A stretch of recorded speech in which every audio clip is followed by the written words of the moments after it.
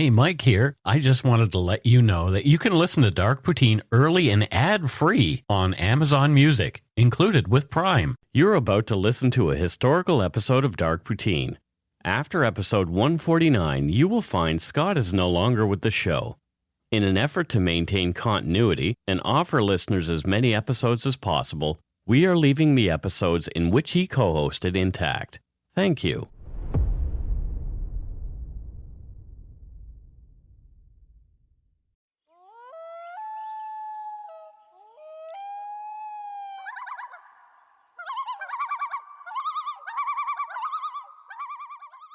Welcome to Dark Poutine. I'm Mike Brown, creator and host. With me as usual is my good friend and co-host Scott Hemingway. Say hello, Scott. Guten Schnitzel, everybody. Yeah, we were told that Guten Tag is actually good day and Guten Abend is good night. I didn't read any of that. Okay. Yeah. So Guten Schnitzel. The views, information, and opinions expressed during the Dark Poutine podcast are solely those of the producer and do not necessarily represent those of CuriousCast, its affiliate Global News, nor their parent company, Chorus Entertainment. Dark Poutine is not for the faint of heart or squeamish. Listener discretion is strongly advised. We're not experts on the topics we present, nor are we journalists. We're two ordinary Canadians chatting about crime and the dark side of history. Let's get to it. Put on your toque, grab yourself a double-double and an Nanaimo bar. It's time to scarf down some Dark Poutine. Bagel.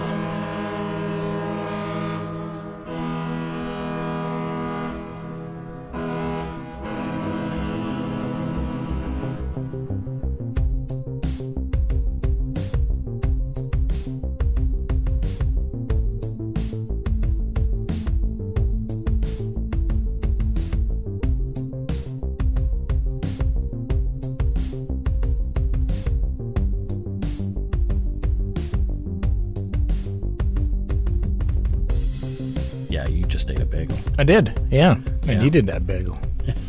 Timmy's. I watched you eat it. And I'm about to consume some Tim Hortons tea. There you go. This is episode 93 and part one of a two-part series. Surprise. This is a special topic for me. I've been looking forward to telling this story for quite some time. We've never had so much access to the family of a victim of a heinous crime. There are actually two brutal murders in this story, but the first one was the most memorable to me personally. The search for the victim of that crime, Lynn Marie Duggan, was in full swing in North Vancouver when I moved there 26 years ago from Nova Scotia. It was all over the news, and I ended up living just blocks away from the murder scene, which happened to be Lynn's own apartment. I recall the multiple searches. Sometimes there'd be hope that Lynn Duggan had been found, but the Duggan family's dreams to bring Lynn home were dashed over and over. Lynn Duggan's fraternal twin sister Cheryl reached out to me months ago. She'd seen us in a recent Global TV interview. She wanted us to tell the story of what happened to Lynn and offer access to learn what the family had been through. Cheryl provided us with documents and facts about the crime and their aftermath that we'd never have had access to otherwise. So I jumped at the chance. Absolutely. She agreed to sit down for an interview in her kitchen with me to go over some key points in the story, which Scott and I will discuss as these two episodes progress. You might hear her sweet little Yorkie, Keely, yipping once in a while. I think that's a wonderful thing. Yeah. It just brings some reality into. I thought about doing it in a studio with her because I have access to a studio. I remember you were mentioning that's what you were thinking. But I decided to ask her if she'd be more comfortable in her home, and she suggested that that would be the case. So yeah, I think there's just something much more personal about being in her space, hearing her story. I wanted her to be super comfortable. Absolutely, yeah. This is Murder Most Pointless, the story of Lynn Duggan and Patti Ducharme.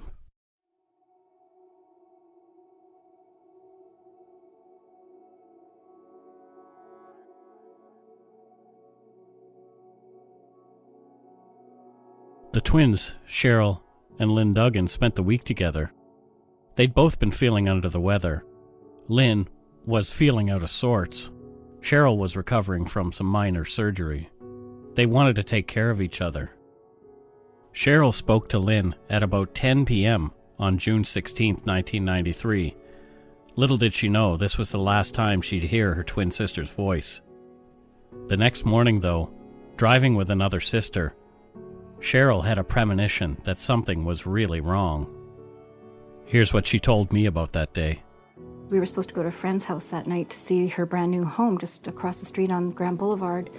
And Lynn didn't want to go because she wasn't feeling well. So I said, okay, that's fine, I'll go and I'll phone you when I get back. So I did call her, and she said she just had a bath and that she had just heard from him. And if I would please, take Friday off and meet him on Friday, but make sure, I didn't do anything because she really wanted me to meet him. So by him, you're referring to Brock Yes, Graham? yeah. So then the next morning, my sister and I, who worked together, I went to pick her up, and then I drove back down Grand Boulevard, and just on 13th Street, down from where Lynn lived, I just started to cry. And Kim's like, well, what is wrong with you? And I said, I don't know. I said, it's Lynn. I just really worry about her. And Kim's like, well, she's okay. She'll be fine. She kind of talked me over it, and we went to work. And that morning when we were on our lunch break, that's when we got the call. Brock Graham, the man that Cheryl had mentioned, had only dated Lynn briefly. They were just getting to know one another. They were not really an item. Brock was a divorced father of 3, a former paratrooper in the Canadian Armed Forces, and a decorated ex-Vancouver police officer and sniper on their emergency response team. He was also a former transit police officer. He was a black belt karate instructor. So one would think very well disciplined and solid individual with these kind of credentials and martial arts background. And that's a fair assumption. Yeah. Unknown to Lynn, Brock had a dark side too. He was a bit of a player. He was not only dating Lynn at the time, and possibly another unnamed woman. Unknown to all the players, Brock was trying to reconcile with his wife, and he also had a steady girlfriend named Martine. He'd fooled Lynn with his superficial charm, but many knew him as an alcoholic.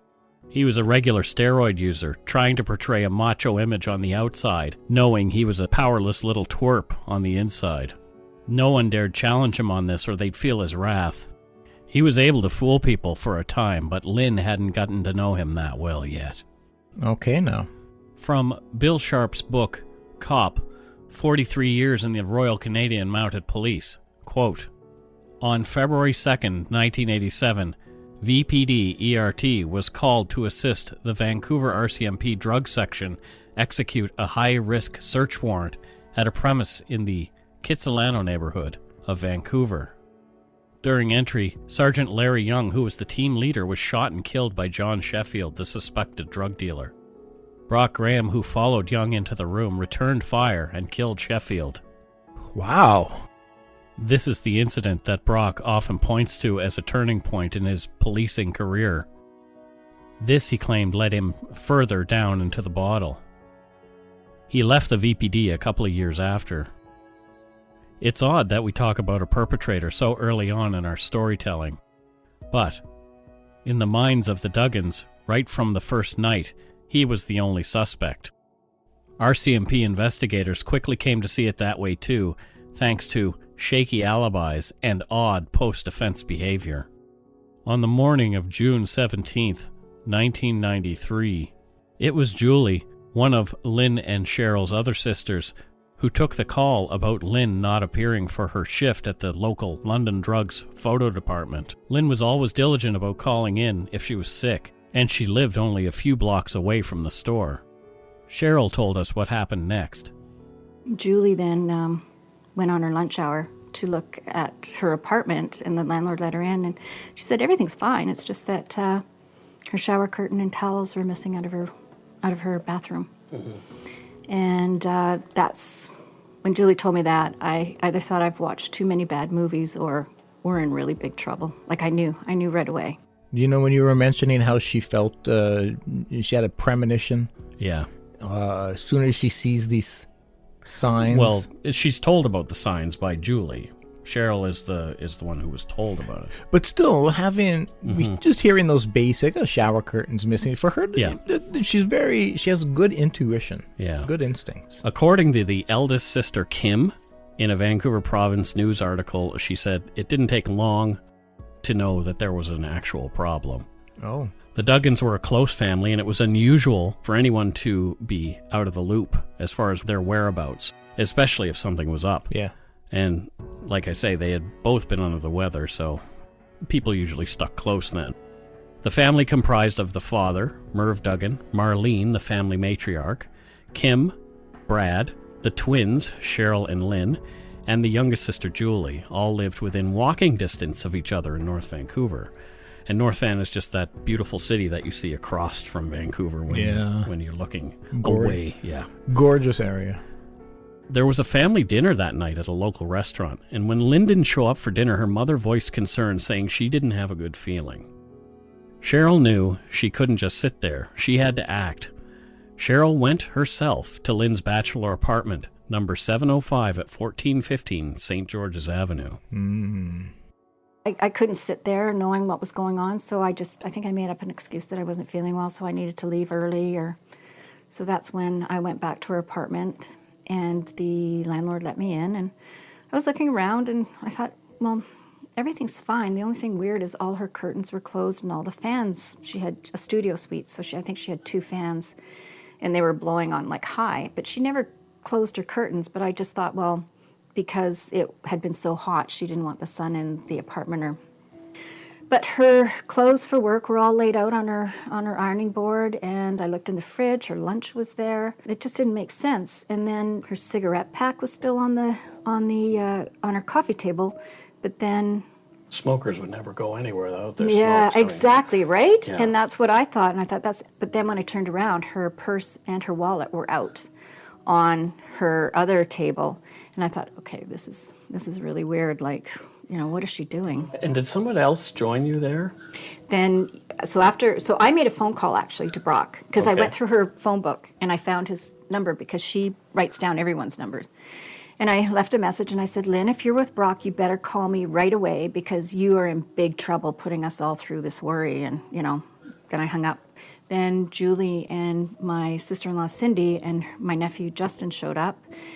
And so we called him again, and, we were all looking around going, that's so weird that her shower curtain and towels are gone, but, everything else looks in normal. But another thing I noticed was her glasses. They were like the frame, the lens down, when she would always have it lens up. And That would scratch them. yeah, and I thought, okay, that's weird too. But it wasn't until my nephew was jumping on Lynn's bed that Cindy went to get him down, and she said, oh, wait a moment. She goes, you guys, where's all her new bedding? Because we'd just been to Bellis Fair a couple of weekends before that, and she bought all this beautiful peach bedding and pillows, and you couldn't miss that bedding. It was so bright. And so we all went in to look, and that's when we put on her the studio bedroom light, because it was getting kind of dark from the shade, and with all the curtains being closed. And that's when we saw all the markings on the wall where he had wiped it down. It was all streaked. And then we saw some blood splatter. She had an exercise bike at the end of her bed, and she had a nightgown and whatnot hanging there, and it had blood splatter on it. So, of course, we all went crazy and crying. And Justin said to Cindy, Mummy, has a bad man been here? And she had to take him out while Julie and I were making the call. And I remember phoning 911, but I was so hysterical that Julie had to take over the call. And so we were just like crazy, and I don't remember how long it took, but it seemed forever for the police to come. I can't imagine the moment she sees the blood. Yeah. Because up until then, it's You think something's up. concern and fear, but you can still have hope. The second you see that blood, her heart must have just sank, and just that recognition of, this is not going to end well. Oh, my heart. The building at 1415 St. George's Avenue is a clean-looking multi-unit high-rise situated west of the busy Lionsgate Hospital's emergency entrance, just across St. George's Avenue, which is the direction that Lynn's suite faced. So she looked right down into the emergency. Yeah, okay. On the other side of the building is just north of the North Vancouver RCMP detachment, right across 14th Street and a single block east of busy Lonsdale Avenue. That's right. The police department is literally across the street from this apartment building. Sandwiched between a hospital and a RCMP police detachment. station. Wow. Okay. I know the area fairly well. Yeah. I can visualize that. After what seemed an eternity, the police finally arrived. So I went in the elevator because for some reason we couldn't let them in. There was something wrong with the intercom, or we weren't doing it right, I don't know. And then when I got to the lobby, they were leaving. So I was yelling at them, like, stop, like, come back, come back. So they came back and we went up the elevator. And I think it's when we walked in, the phone rang. And Julie answered and she goes, it's him, meaning Brock.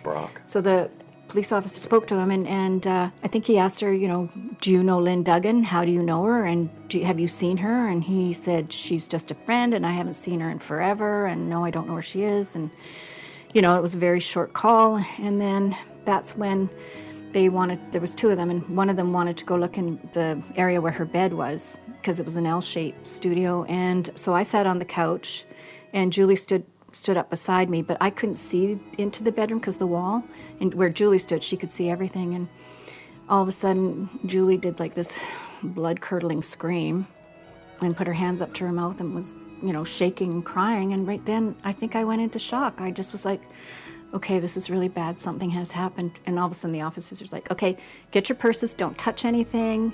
You need to get out of here right away, but don't touch anything. So what had the officers and Julie found? He had lifted up her mattress, and Brock had turned it over, and there was a huge blood stain. I think they knew by the amount of blood on that stain that she was probably gone. But so we had to walk over, like you said, just across the street to the police station. So right there's that PTSD moment. That Holy moment shit. that you're never going to forget in your entire life. Hearing her describe this and walking us through it, it paints such a visual. Like, I feel like I'm there. Mm-hmm. And like as I'm hearing it, I'm closing my eyes and I'm like imagining being there and hearing that scream. Oh my God. So the rest of that evening was quite a blur for everybody, I'm sure. Yeah. And Cheryl told me that most of it was spent talking to the RCMP, of course. The whole family was brought in for questioning, and let's hear some more from her. Yeah. By this time, we had to phone my mom and tell her to let Dad know that something is really, really wrong and, Lynn could be gone. I have that written in my journal. I didn't remember that part of saying that to them, and we all had to sit in a room because at that time the police station was really, really small. Mm-hmm. And we were all made to stay in one room, my mom and dad and Kim and Julie and myself and Cindy. And Kim's your older sister. Kim's my older sister, yeah. Yes. And Brad showed up too. But I just remember Cindy, Julie and I, because a detective would come in and he'd say, okay, and he'd call out, Cindy or Julie, and I'd go, oh, I'll go. And they're like, no, we want Cindy. And then it was, he came in, another different detective, and he took Julie. And then finally it was my turn. But before that, while everyone was being taken out, they called a victim's assistance person to come in. And she was just asking my mom, like, well, tell me a little bit about Lynn and whatnot. But my mom was just not wanting to talk about anything. But I may have jumped the gun there because before the detectives took us, they had gone over to Lynn's apartment. And I guess with how they can check for the blood, I can't remember the name of it. Luminol. Yes, luminol. They saw from her bedroom all the way to the bathroom. I believe she was dragged. And then they told us that by the amount of blood that they found that she was gone. Yeah. So I just remember my mom, I remember that scream. And that's when the detectives all came in and took Julie and I away to different rooms, I guess. And I think the victim assistant woman still tried to talk to my mom. By this time they had put us in a little room. It looked like a caretaker's room. And, they were just trying to calm us all down. And that's when Julie, I think my mom and dad, they left, or this woman talked to them a bit longer. But Julie, Cindy and I were into a room, and I had a detective called Brendan Fitzpatrick. Mm-hmm. And he was the nicest man. But this all happened maybe around 9:30, 10 o'clock. Yeah. Before the detectives come and took us to a room. And He asked me so many questions. I was there till 6 o'clock in the morning. Wow. Mm-hmm. My heart, man, just hearing somebody describe this event so far. Yeah. From the first person. It's not easy. It wasn't easy being there and hearing her say it directly to me. And you can hear the emotion. Yeah. She certainly sounds like she teared up there, but I mean, even outside of that. Yeah. For a trauma this far down the road, 26 years, to still be this vivid in your head gives you an understanding of how fucking devastating it is. Cops began questioning other people in Lynn's life, hoping to find some kind of thread that would lead to answers about what had happened to Lynn Duggan and where she was. One person they looked at early on was Martine, Brock's steady girlfriend. Brock had her snowed pretty good too. Okay. Here's Cheryl talking about some early interactions with Martine. Martine was the girlfriend that he was seeing at the time, along with Lynn and his wife. She was the one that he was at her house when we kept phoning him, saying, Lynn, are you with him? You better call us. You better call us. And then she said that, this Martine, she said that when Brock got the call from the police, that he went absolutely ghost white. And after he hung up, she said, what was that all about? And he said, oh, we were just asking about some girl I knew, but she's a druggie and I haven't seen her in a long time. And like just total bullshit again from him. After I got home the morning from the police station, and I guess her being with Brock, hearing all these phone calls and seeing him say, you know, that he was being asked about this girl, she phoned me the next morning at my parents' house. Wow. Yeah, I picked up the phone and she goes, who's this? And I'm like, well, Cheryl. And she goes, are you related to Lynn? And I'm like, yeah, she's my sister. And she said, well, I want to know how long he's been effing around with my boyfriend. Oh, wow. And I said to her, do you know what has happened? And she's like, no, but I want to know more about that. And I'm like, okay, well, Lynn's missing. And we just discovered this all last night, and he's the number one suspect. Wow. And so how did she react to She was like, oh my gosh, that could have been me. You know, I was opening up a business with him, and I have kids, and he's lived here. And so I said to her, okay, well, listen, why don't we meet, and I can tell you more about it. So I got her plate number and the color of her car. Yeah. And I said, okay, I'll meet you at the bottom of Lynn's building was a coffee shop. I said, I'll meet you there and we can talk. So then I phoned Sergeant Bennett right after that. And I said, you know, here I was thinking I was a detective. I said, oh, I'm meeting the girl that was with Brock last night and we're going to talk some more. And Sergeant Bennett just said, no, you're not going anywhere. You know, give us the car description and whatnot. And so they met with her. Mm. So she phoned later on that afternoon and Brad picked up. And I guess when she said who she was, Brad went nuts on the phone to her. Oh. And she just said, look, if you want my help, you know, don't talk to me like that kind of thing, you know. Yeah. So I got on the phone with her, and that's when she said, oh, I'm so sorry. I was dating him, and we were going to open up a business together. And so Lynn probably knew none of this. No. Yeah. No, thought he was a family man that, you know, he was divorced or separated and going to be divorced, and the nicest guy, loved his kids, spent all the time with his kids, which he never did. And she said that he also asked if he could wash his car at her house. The morning after. Yeah, he went home to Lori apparently the morning after, and sat on the couch. So Lori she let was him in. His Lori wife. Was the wife. But then he went to Martine's and asked if he could wash his car. And I believe he got rid of his car, too, after that. Well, he claimed that he let the police go through his car. Yeah, I had heard that, too. But, I mean, he had time to clean it. He knew what to do, sure. Right? Yeah. And also, if he carried Lynn in that car, I heard she went out in a garbage bag. Yeah. Yeah. So he knew what he was doing. He almost had the perfect murder. Yeah. Almost. Jesus. Yeah. So Brock had been telling people that he'd been interrogated for 6 hours by the RCMP and he was being, quote, cooperative. Neighbors on the 7th floor of Lynn's apartment building had not seen or heard anything suspicious. There were no signs of forced entry into Lynn's home, indicating that she'd known her attacker. Somehow Lynn's murderer had been able to get her body out of the apartment block without being spotted. There was some initial confusion about a large, very unique sports bag missing from Lynn's home. Oh, okay. We kind of put two and two together that, the shower curtain and all her towels and bedding. Like, he would have used this big green, and it was a Kellogg's bag. And they kept telling us, yep, no, we've seen the bag. No, it's there. And we thought, oh, okay, like, how did he get her out? Like, how did he get all that stuff out of the building, like out of her door? And I think he took her down the stairwell. But how did he carry all this stuff? What did he put it in or put her in? And so it wasn't until we finally had release to get the apartment back where we could go in and start packing up for her. The first thing we found was the green Kellogg's bag was gone. And they had she had a little green duffel bag, and they had assumed that that's what we were talking about. So the Kellogg's bag was gone. And so we had to do new posters and... Because the Kellogg's bag was a very unique thing. Yes. There were only like 60 of them in the province. Right. My brother worked for Kellogg's, and he gave us all each one of those bags and, some towels and some Kellogg's cups. So we had saved them all. So very unique. Not very many people had them. Okay.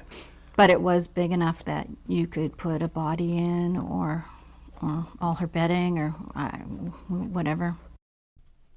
Oof. I don't want to comment. I just want to keep listening to the audio. This is like insane. This poor girl. The search was on for Lynn Duggan. She stood 5 foot 2 inches tall and weighed 132 pounds. Missing posters started going up right away. The local and national news quickly picked up on the story of the pretty missing 34-year-old. Many of these stories highlighted the gruesome scene and the amount of blood in Lynn's apartment. The idea that Lynn had been murdered was presented to the public very early on. News reports mentioned the specific items that had been taken from the scene from a June 22nd, 1993 Province newspaper article. Quote, missing from her apartment were a mint green and peach comforter, bed linen, towels, beige curtains, and a clear vinyl shower curtain with colored fish printed on it. Some pretty distinctive items. Police and volunteers searched the area around North Vancouver high and low, in the woods, in the water, on foot with dogs. Boats cruised the waterways and helicopters were called in to help. There was no sign of Lynn anywhere. Like a good thing for people to note is Vancouver is it's a big city. It's a very large, dense area, but once you get out to places like North Van, you're 5 minutes away from absolute wilderness. Yep. And ocean and everything. And so once you get to the outskirts of the city, like it's wilderness.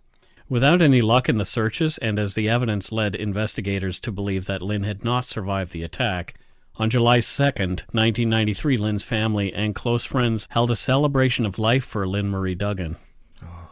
Here's some audio of Cheryl talking about that. The police had told us that she was gone. My dad was really wanting to have something for her because it was so awful not knowing where she was, and she needed to have that dignity of having a remembrance of a celebration of life.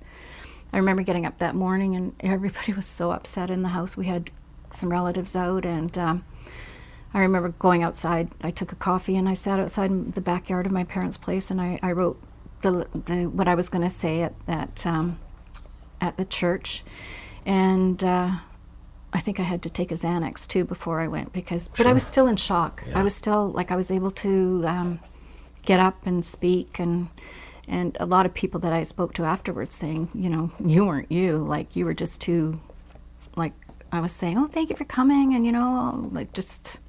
So it hadn't really hit you yet. No, I was still in shock. When did it hit you? It hit me in September when I went back to work. It was either September or October. The first couple of days it was my boss that really coached me into going back, and he said, Cheryl, if it doesn't work out, that's fine, you go back home. He said, but because the police didn't need me anymore. We'd finished trying to identify stuff, tell the story, how much we knew about Brock and Lynn, and it came to a point where they didn't know, or they didn't need me anymore. So my boss actually talked me into going back to work. The first couple of days were fine. Everybody was coming up to me and kind of upsetting, and but I was fine. But it was one day, about maybe 2 weeks or 3 weeks after I had got back to work, that I thought I could feel that I was starting to get upset. So I walked into the washroom, but when I looked in the mirror, I saw a reflection of Lynn. And that just hit me. I was like, oh my God, she's gone. Oh my God, oh my God. So I had to go back to my department, and they were like, oh, we're going to take you. Robin had to drive me home. And Kim was so upset with what happened. She phoned Sergeant Bennett, and I guess he had said to her, or he had talked to one of my family members, my uncle or Kim, I can't remember, but he said he was glad to hear this, that I was probably starting to come out of the shock. Yeah. And it was now finally time to start grieving. Yeah. Because I just, yeah. Did Brock come to the celebration of life? No. They had police surveillance there. No, there was, not that I know of, but there was so many police officers there, and they had undercover in the parking lot. There was so many people there, but no, from what I can remember, he was a coward. He knew better not to show up there. So surprise, surprise, he didn't show up to the funeral. It can be a difficult position because if they do show up, then people will be upset, like this cold, callous son of a did this and they show. And then if they don't show up, it's a clear sign of guilt. So it's like, yeah it's a tough thing. But I think clearly him not showing up, is a strong indication of hiding something. And we'll take a break right here.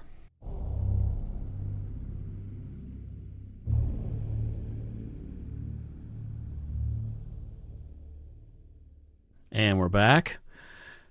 As time passed, with no word on the location of Lynn's remains, nor any word of an arrest, life had to carry on. That it was very different for the Duggan family without Lynn. The next big celebration that summer was to be the twins' birthday. This was the first one Cheryl had to celebrate alone. Oh, God. She was gone June 16th, and our birthday was August 25th, and there was such a build-up to it because nobody wanted to celebrate it, but they did, and we wanted to remember Lynn, but we didn't want to because it was going to hurt so much, and I was dreading the day.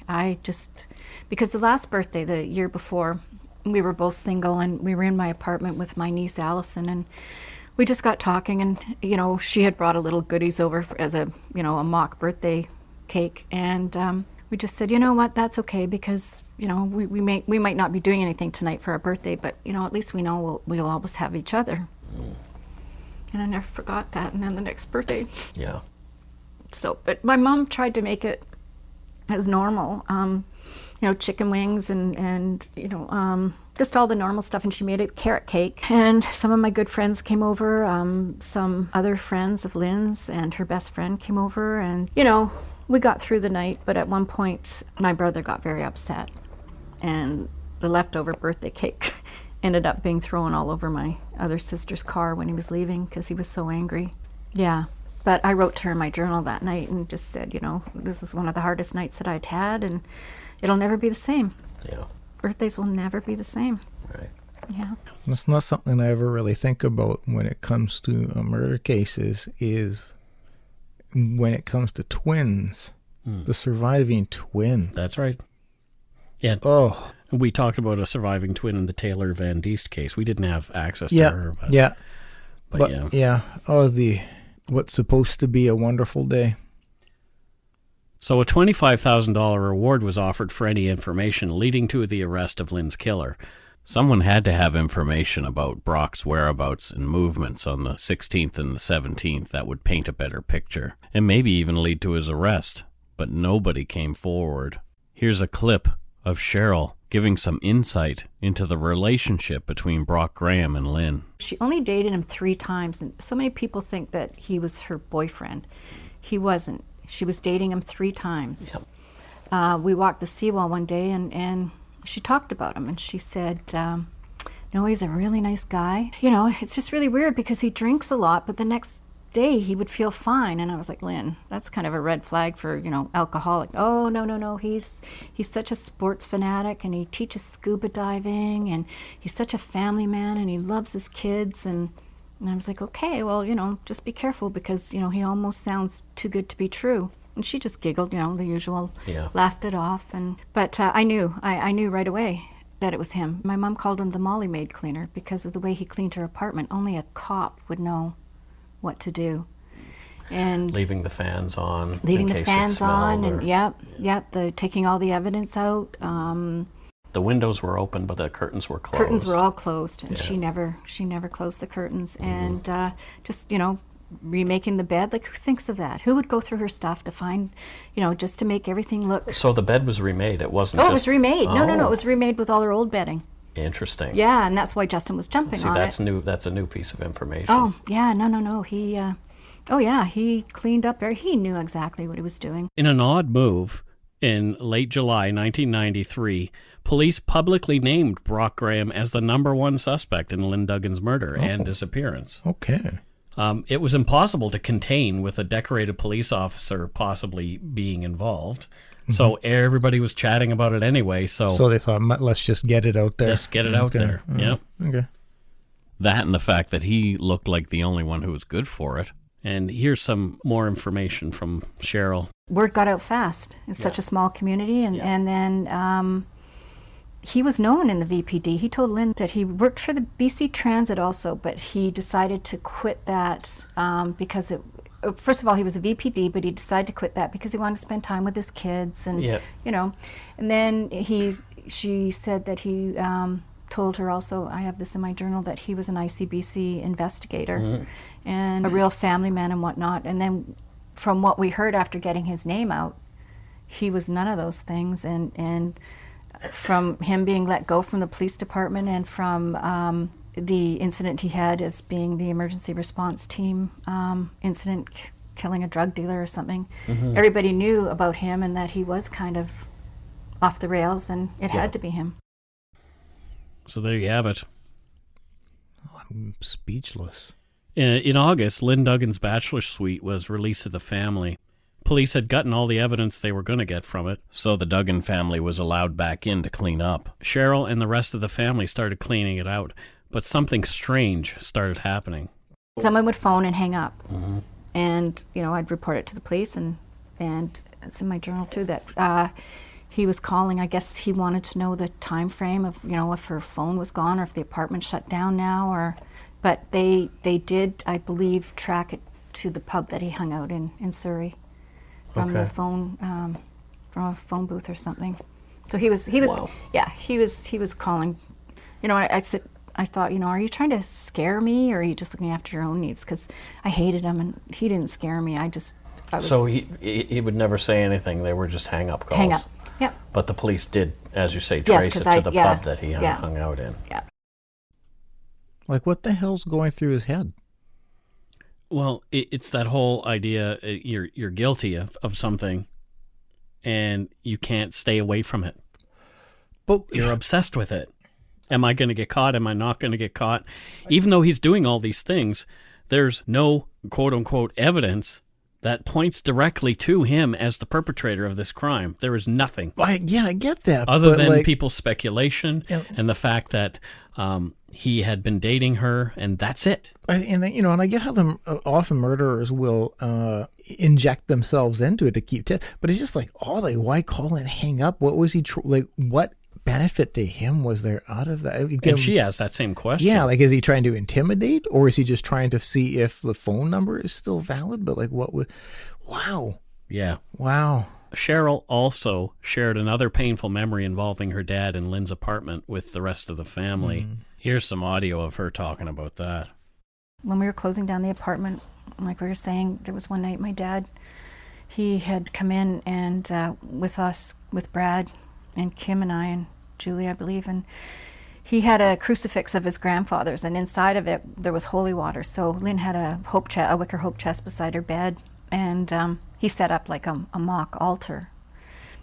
And we all got into that apartment. It was really upsetting, and Dad just started sobbing, and he said, we're going to get this prick, and how much he loved her and missed her, and with that, Brad got very upset and was out on the balcony, and we all were, and I just, but at different times, different things, it was awful. It was awful. It's hard for a guy to see his dad that upset. Cheryl messaged me in the days after our interview with one more anecdote from this time. This is indicative of some of the issues in the investigation. One day, Cheryl got a call to go to the police station. RCMP had found some clothing and women's undergarments during their searches for Lynn around North Vancouver, especially in the wooded areas. Cheryl said it was pretty traumatic looking at all this dirty stuff. None of it was Lynn's. Before Cheryl left, the police had one more question for her. They'd collected a photo from Lynn's refrigerator and wanted Cheryl to ID the person in the photo. It was a 4x6 picture of either Robert De Niro or Al Pacino. Cheryl couldn't remember which actor it was, for sure, 26 years later. The celebrity had been filming in Vancouver and down by the railway in North Van. A London drugs customer had brought in the film for developing, and Lynn snuck a copy as a keepsake for herself. Cheryl recalled this as one of the lighter moments in the whole investigation, laughing at the investigators, but also said this is when she realized the investigation was in trouble. Police couldn't even recognize this famous person in a photo. Brock was living his life, going about his business. And his business at that time was teaching karate to local kids at a local rec center. Makes me uncomfortable. Well, it didn't last long. Good. And here's why. I remember being at work at Safeway and phoned the rec center that he worked at. And I just said to them, I said, oh, I'm trying to get my son into karate. Is there anybody that you could recommend? And like whoever answered the phone, she's like, oh, we have this great guy. His name's Brock Graham. And, you know, he's so good with the kids and blah, blah, blah, blah. And I guess she just said too much about him being so great that I lost it with her. And I said, do you know that he's the number one suspect in a murder? And you're, you know, having kids being taught by this guy and blah, blah, blah. And she ended up hanging up on me. But, yeah, we kind of got in trouble for that. But we knew it was true. So there was one evening, some good friends of ours, Jeannie and Bruce, well, he was at the Justice Institute teaching. Mm-hmm. Jeannie and Bruce posted the underground parking. With Lynn's posters. Lynn's missing posters. Yeah. And then, so I guess when he finished teaching and he came out and saw those, that's the night that he went in his car driving around with a vest on and some sword.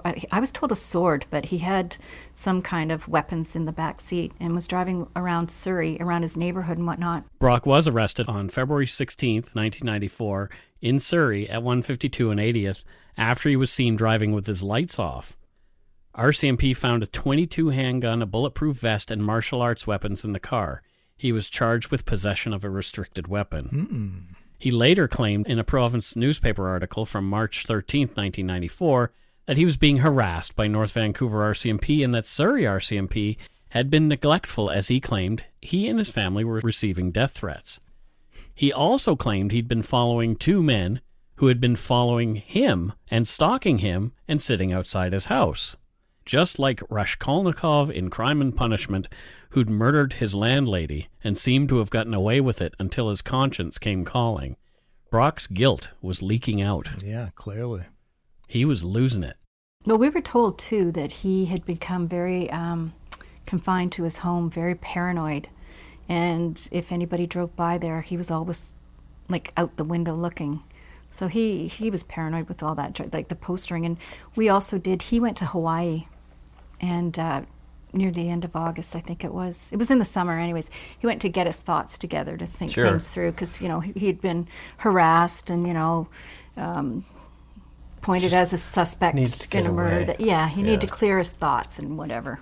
And so we went to the airport to poster again for when he come back. He would see Lynn's face and missing all over the airport when he walked out of customs kind of thing. Because in my journal I read, for a reminder, we went to the airport and one of the fellows that worked in customs, a security guy or something, he thought I was Lynn. And we had gone up to him to ask, this is what we want to do. And he said, well, are you Lynn Duggan? And I said, no, I'm her sister, her twin. And he said, okay, now I know that it really happened because I saw you, I thought you were her, and I was confused. And we said what we wanted to do, and they let us do it all around the like when he got off and would go to the luggage to get his, you know, the round. So you folks really wanted in his head. Oh my gosh, yes. Yeah. Oh yeah. I kind of dig that. Oh, you know, in a way, it's like, you know what, he's getting away with it, but he's not getting away with it. She's my hero. Like, right? This is brilliant. Poor Brock needed to go clear his head in Hawaii. I love this psychological game that she's playing. It makes sense to do, but like she said, the RCMP gave them a hard time about doing it. Well, it wouldn't stop me either. Like, good on them. And there were some more posters. Oh, great. We went to Surrey. A friend of ours, Bernie, had he had mentioned that he believed Brock hung out at the Fleetwood Arms. Mm-hmm. So we went there and we postered all around that area and around his, where he would hang out and stuff. And the next day or that afternoon, we got a call from the police saying, had we been out in the Surrey area? We said yes. And had you been postering in pubs and whatnot? And we went, yep. She said, okay, well, I'm just going to tell you now, you hit bang on. But we've had phone calls of complaints of harassment. I think it was from his wife or him, and that, you know, we shouldn't go back out to that area. How was postering a missing poster well, harassment? I guess he felt, because that was his hangout. The Fleetwood Arms was his hangout, and how dare we put, you know, Lynn's face everywhere where he'd have to, you know, see her face. And right. Yeah. Poor baby. You know where Lynn's hangout was? Her house, her Yeah, home. that's right. Before you killed her, you son of a bitch. Who the hell are you to Yeah. get pissy about, this is my safe space? Oh, Well, innocent until proven guilty, Scott. correct. Not in my head, though. Yeah. Well, he's playing that game, right? Mm-hmm. After his arrest on the gun charge, Brock later pled guilty. Most likely to avoid a harsh sentence, he wrote a letter to the court painting himself as the victim. Oh, my God. 8 months ago, he said, a woman who I dated 3 times went missing. He continued, there has been much speculation that I have had some involvement in her disappearance, end quote. He also said he was not a violent man and followed the Bushido warrior's way, writing, to die when it is right to die, to strike when it is time to strike, are part of the code. Cheryl felt strongly about this letter and had some reaction to it that she shared with me. Oh, I look forward to hearing it. Oh, I called that bullshit. Yeah. And I have in my journal, too, I said it wasn't the Bushido belief, it was the Brock belief, and it was a belief, oh, you know, when it's time to strike a woman, I'm going to strike her. Yeah. And that's my belief. You know, and teaching kids and teaching them that belief, yeah. Yeah. He was sentenced to 2 years of probation for the gun charge, even though he maintained he was the one being harassed. Yeah, poor Brock. The Duggans continued organizing search after search based on the tips that had come in, and often more than 400 people would show up to help. They'd found no traces of Lynn outside her apartment until over a year after her death. There was a partial resolution. Oh. Lynn and I lived a block away, same with Julie, she lived a block away. So Julie moved in with Brad, I moved in with my mom and dad. So I was getting all the calls from the police at my mom and dad's, and there was this one call at 6 o'clock in the morning, and it was Sharon McWilliams, I believe, and she said, you know, you need to get your family all together and meet us like in an hour. And I was like, oh my God, you got him. She goes, I can't talk on the phone, but please call your family. And so I got my mom and dad up, and we got Kim, Julie, and Brad back to the house, and then Sharon McWilliams and Sergeant Bennett showed up and sat down, and from what I remember, they said, I think it was Sergeant Bennett just said, we don't know how else to tell you this, but Lynn's head has been found. And everybody just lost it. Yeah, it was, that was one of our worst moments too. Wow. Horrific. I can't even imagine that moment when you find out that. Yeah. On June 30th, 1994, 2 young men had tried to sell a skull with a jawbone to the UTV television station. Wait a minute. Yes. They'd just found the skull in the Seymour demonstration forest on the North Shore, near where they'd been tending some pot plants, and had picked it up with a towel. The CKVU TV station declined their macabre offering between 4 and 5 p.m., telling the young men not only was it illegal for them to purchase human remains, that they should turn the skull over to police. Fearing a bust for the pot, the 2 bolted. The men dropped the skull on a grassy boulevard in Vancouver at 58th and Angus Drive. They knew someone would find it there. At around 8:20 p.m. that same day, a couple walking their dog found the skull. The jawbone was a meter away in the gutter, as though thrown from a car. I don't know how to feel about these guys. Yeah. Before police removed the skull, 2 preteen skateboarders who happened to pass by also saw the grisly sight. It had taken a week to ID the skull and jawbone through dental records as having belonged to Lynn Duggan. This appeared to be a massive break in the case, and many speculated that it would lead to the quick discovery of the rest of Lynn's remains, and possibly a resolution to the case. Yeah, I would think. Merv Duggan told a Province News reporter, We're looking at 30 to 60 days before we see this guy behind bars. Oh. Lynn's skull told police a part of the story, too. It confirmed the speculations that Lynn's murder had been a brutal one. According to a letter written by Marlene and Merv Duggan, Lynn's parents, there was a large hole above her ear, a large hole in the back of her head, the frontal bones were fractured, and some of her teeth were knocked out. Holy shit. Lynn's skull also indicated that it had not been buried deeply, if far at all. Some of it had showed dirt and leaves and other detritus, and part of it was bleached as though it laid in the sun. The family put out a plea for the young men who'd found Lynn's skull to come forward. These two would be able to show authorities where they'd found the partial remains and possibly lead to the rest. Mm-hmm. And here's Cheryl talking about the plea to the boys. My dad and I did an article in the province. We were warned by the police, don't put your phone number out there because you're going to get all kinds of crazies. Yeah. And that's exactly what happened. Yeah. But I think it did work, and they did come through, but the parents wouldn't let us meet them. Sure, because they were minors. Yeah, so no, we never met them. So these two young men, who proved to be boys, led investigators to where they'd found the skull. Oh, good. A massive search was undertaken at the time and did turn up some more evidence, but not as much as the Duggan family had hoped. Here's Cheryl talking about search results. Oh, I think it was quite a large area. I remember seeing the big van, or how they set up, and it was all up past the demonstration forest. But I never went to the spot because I was pregnant at the time, so I couldn't go down to the area that she was found. But because it was in a ravine, a bit of a ravine. Yeah, down a hill or something, and they don't know whether if an animal had taken her down there or. Yeah. But when they looked, they just found a couple of teeth, I believed. Okay. From the search. Well, the Duggan family did at least have a piece of Lynn. No, a bit of progression in regards to being able to move forward, but.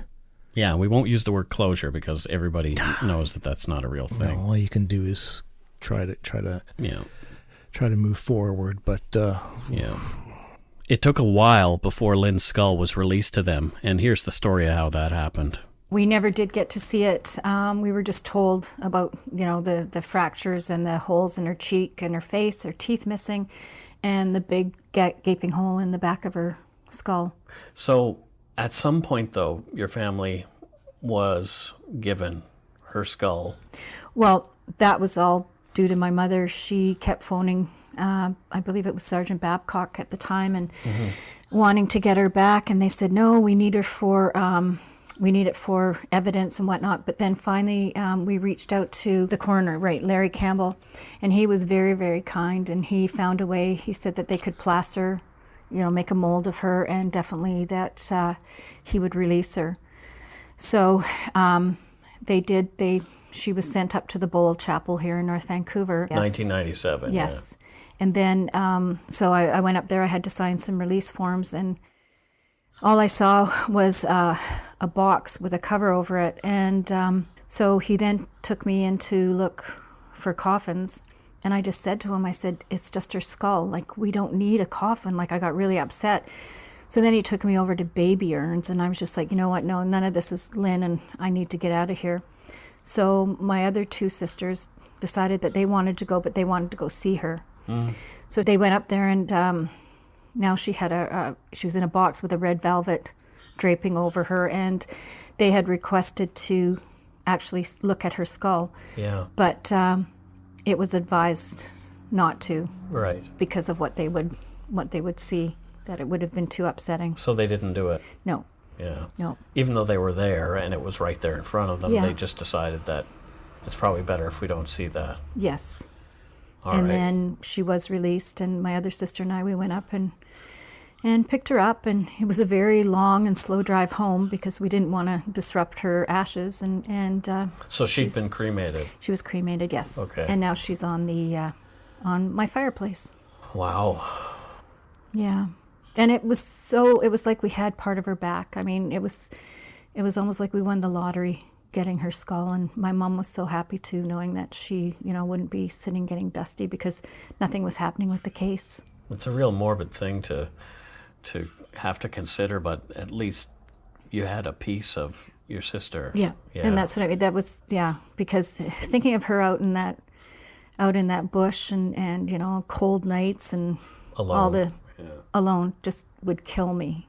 Yeah. And all of us. So now having a part of her back was like, we had her back. So, yeah. And we're very thankful to the coroner for allowing us to have her. I don't even know what to say. Like that, how sad. It's very sad. Oh. The family had also been doing their own searches the whole time, and they were discoveries, but nothing that would lead them any closer to their ultimate goal, which was to bring Lynn home. Yeah. And here's some talk about some of the other searches. When we did our searches, so many people showed up that we didn't know, and family and friends. Like one point on one of the searches, I was reading in my journal, we had up to 420 people. I remember specifically Lynn's best friend, one of her best friends, Leslie, she had come across some bones, and we had a doctor with us that my sister had worked with, so he'd be able to identify. And we were like, oh my God, this is it. Oh, you found her and blah, blah, blah. But it ended up to be an animal of some sort. There have been other instances of false hope over the years that have taken a toll on the family and left them traumatized. Yeah, getting your hopes raised and then over and over trounced upon after. Yeah. Oh. And here's Cheryl talking about a bit of that. And there were other bodies that turned up in North Vancouver. Yeah, there was one at Kate's Park, and that was close to your parents' place, right? Yeah, just down the road. And we drove there, and the police told us to go, that it wasn't Lynn. Yeah. I'm trying to think of any other ones.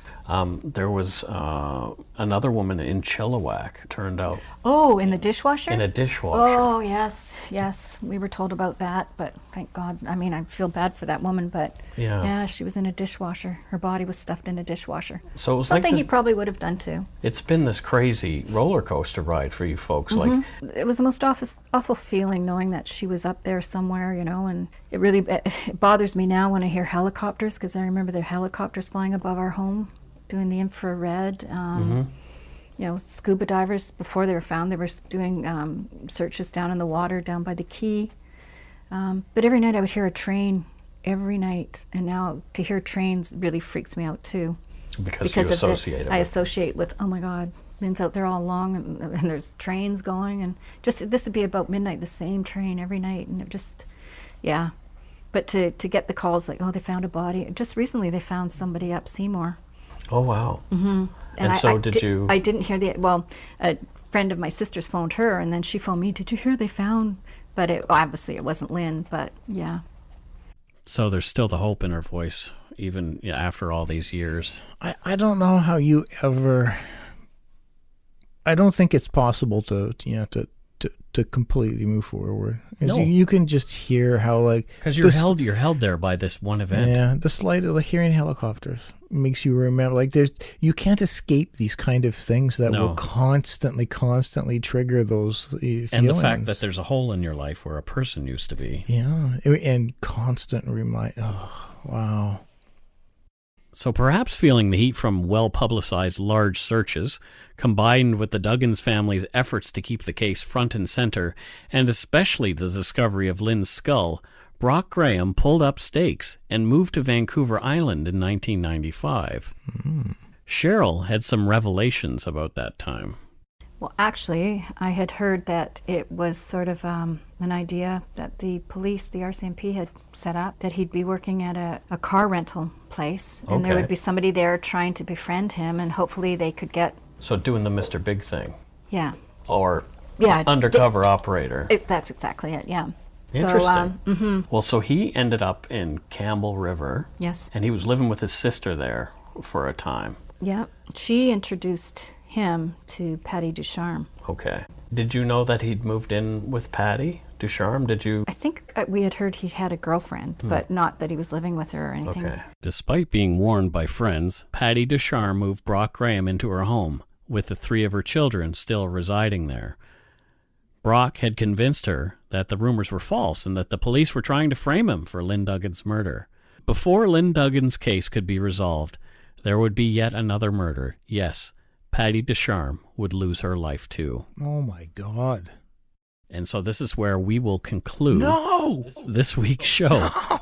We will be back next week for part 2 and the conclusion of Murder Most Pointless, Lynn Duggan and Patti Ducharme. Not a cliffhanger, Mike. Sorry. Not sorry. So catchy. Also, let's not leave our patrons hanging. We can't do that. No, we can't. We can't cliffhang the Patreon shout-outs. No, we can cliffhang their emotions. That's right. Just not their Patreon shout-outs. Right. This episode has been quite a bit of a roller coaster ride for us, so I think we do need a little palate cleanser at the end of this. Yeah, I mean, this is not this episode, and likely the next are not ones where there's a lot for me to inject levity because I'm just captivated, and so let's get some levity in here. But you've done a good job at injecting where you can. Well, I'm just like, so I'm pulled into it. Yeah, it's pretty pulled into it. I'm like literally slack-jaw yokel over here, like compelling. It's a compelling story, exactly. Yeah. All right, let's get to our Patreon patrons here. Oh boy, there's a few of them. Oh goodness gracious. Lots of people for us to be thankful to. First up, look at this. We have from Chilliwack, British Columbia. The whack. We have Cindy McDonald. Cindy. Thank you so much, Cindy. Thank you very much, Cindy. And we love your band, Chilliwack. Chilliwack. Gone, gone, gone. She been gone so long. She been gone, gone, gone so long. There you go. Or, there's a bunch of them. Chilliwack was amazing. Yeah. With Brian Too Loud McLeod as the guitar player. Was that his name? Yeah, and he went on to play with the Headpins, but he's since passed away. Oh, no. Yeah. But Chilliwack, interesting place. Smells funny when the fertilizer's out. Yeah, I have mixed feelings about Chilliwack. Mm-hmm. Like, I hear not great things about it, I but like it. I go like there. the I've gone there. There's a really nice cafe there. Yeah, there's nice people there.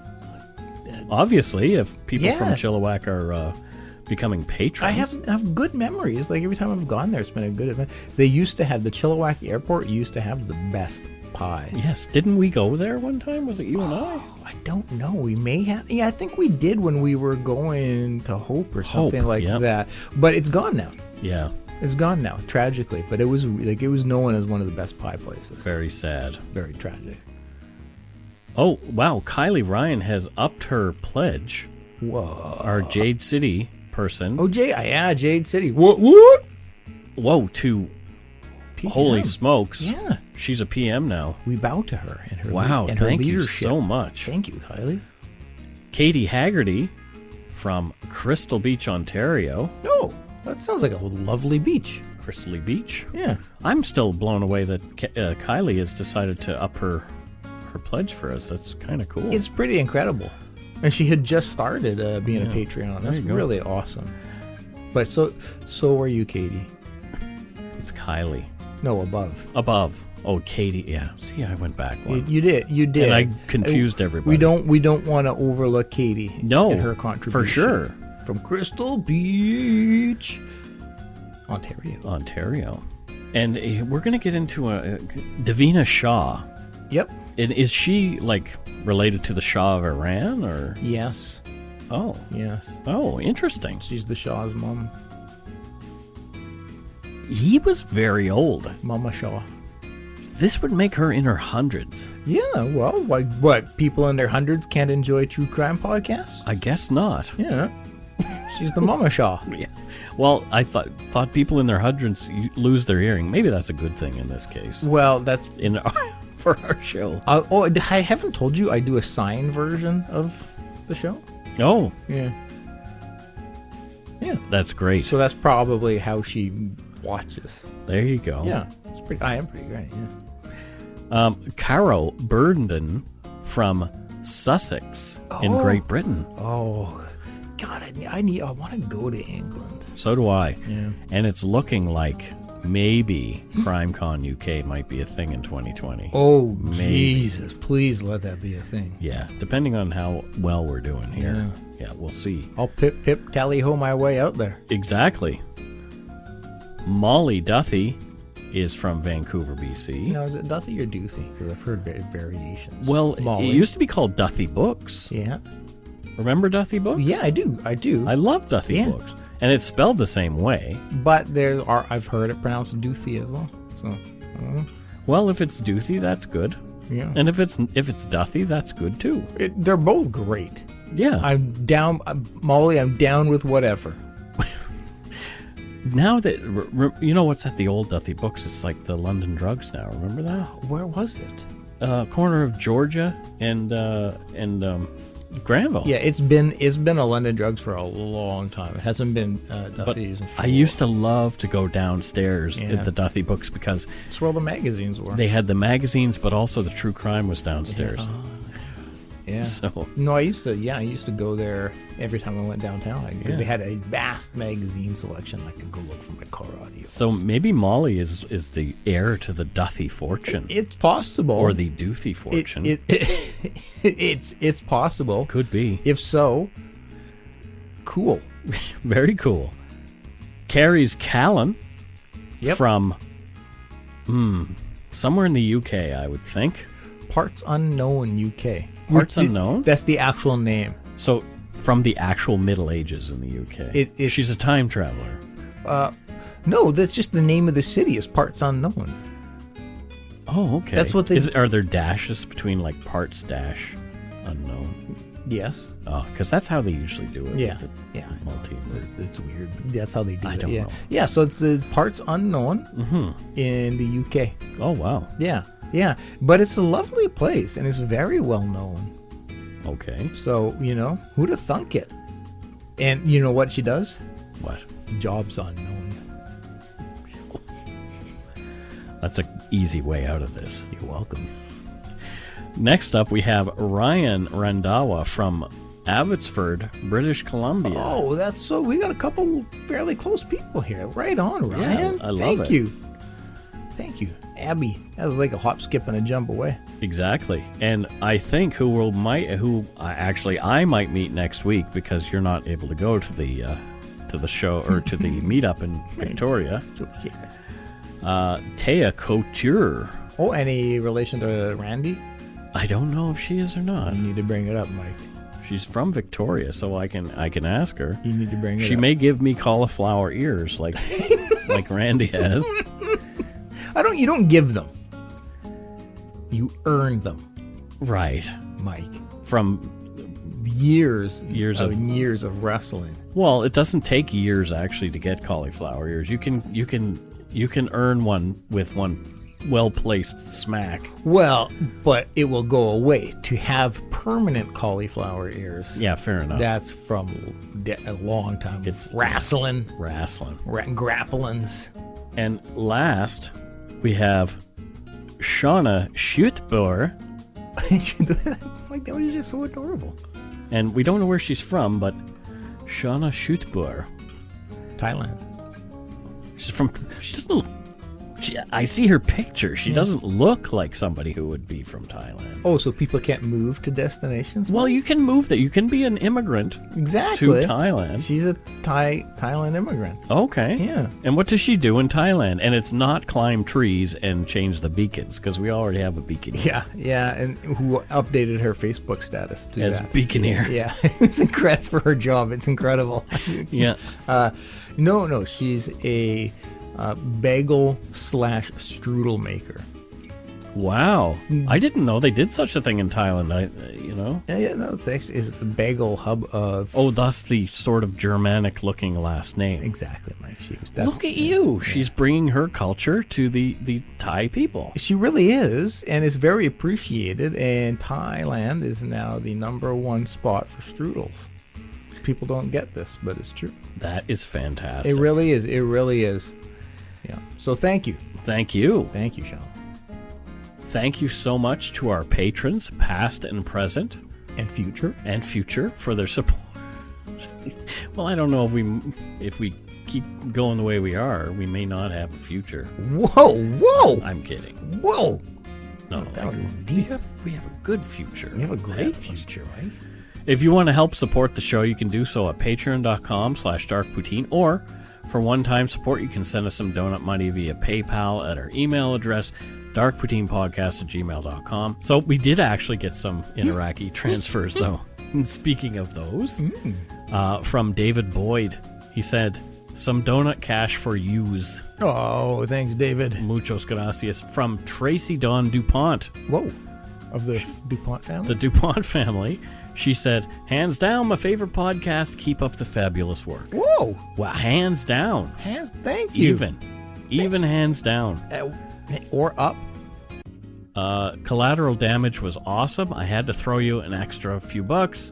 Oh. You two are a great team. It's her again, Tracy Dawn DuPont. Jeez, maybe she is with the DuPont family. Wow. Yeah, wow. Thank you. Holy crow. That's really something. Wow, I'm speechless. Me too. Really. Well, Not really. Yeah. I'll still talk. And Olivia Graham says, for your rough day, Mike. Oh. Because I was having a rough day today. Oh, that's sweet. Much appreciated, Olivia. Yeah. All right. Yeah, that's not my daughter, is it? No, Olivia? it's not. No, it's not that Olivia. Because I'm like, did she take my money? She probably did. Did she take my money and give it to Mike? If you don't already, it would mean a lot to us. If you subscribe to the show, you can easily find us on iTunes Podcasts, Google Play, Stitcher, TuneIn, Spotify, or wherever you get your on-demand audio. Check out our website, darkpoutine.com, for show notes and other cool stuff. Please give us a follow or a like on Facebook, Twitter, and Instagram. Just search for Dark Poutine. How about them apples? Yeah, do all of those things immediately. Most importantly, though, tell your friends about us. Word of mouth is a powerful thing.